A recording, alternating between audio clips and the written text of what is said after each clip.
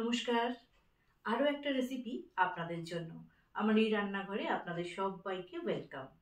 তো আজ কি বানাবো, যেহেতু একটু ঠান্ডা পড়ছে, তো এই ঠান্ডার সময় আমাদের স্যুপ খেতে কিন্তু ভীষণ ভালো লাগে। এটা স্বাস্থ্যের জন্য যতটা উপকারী, খেতেও কিন্তু খুব টেস্টি। তাহলে আজ বানাচ্ছি চিকেন স্যুপ, আর তার সাথে খাওয়ার জন্য বাটার টোস্ট। চলুন তাহলে রান্নাঘরে যাই, আর আজকের এই চিকেন স্যুপ কিভাবে বানাচ্ছি আপনাদের সাথে শেয়ার করি। যদি রেসিপি ভালো লাগে তো আপনারা তো জানেন, ভিডিওটাতে একটা লাইক আর শেয়ার। চলুন তাহলে শুরু করি। চিকেন স্যুপ বানানোর জন্য প্রথমে কড়াই দিলাম রিফাইন্ড অয়েল। 2 চামচের মতো রিফাইন্ড অয়েল এখানে দিলাম।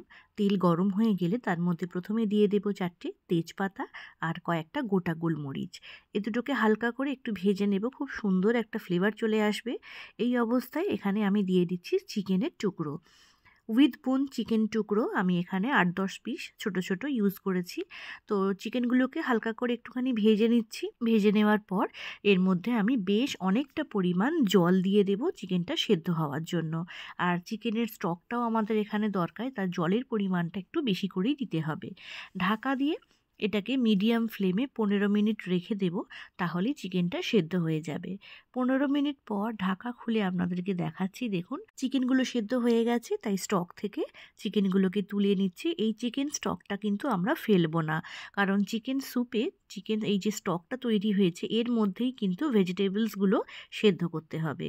তো আগে চিকেনগুলোকে তুলে নিলাম, তারপর এই চিকেনের যে স্টকটা এটাকে আপনারা ছেঁকেও নিতে পারেন বা তেজপাতা গোলমরিচগুলোকে তুলে নিতে পারেন।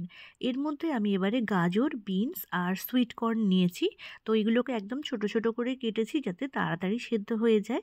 এই স্টকের মধ্যে দিয়ে দিলাম, দিয়ে এটাকে ঢাকা দিয়ে বেশি নয় 5 মিনিট রেখে দিলেই সেদ্ধ হয়ে যাবে। তো ছোট ছোট করে কেটেছি যেহেতু, তাড়াতাড়ি সেদ্ধ হয়ে গেছে। 5 মিনিট পর ঢাকা খুলে এর মধ্যে পরিমাণ মতো নুন দিলাম, গোলমরিচের গুঁড়ো দিলাম, দিয়ে একটু মিক্স করে নিলাম।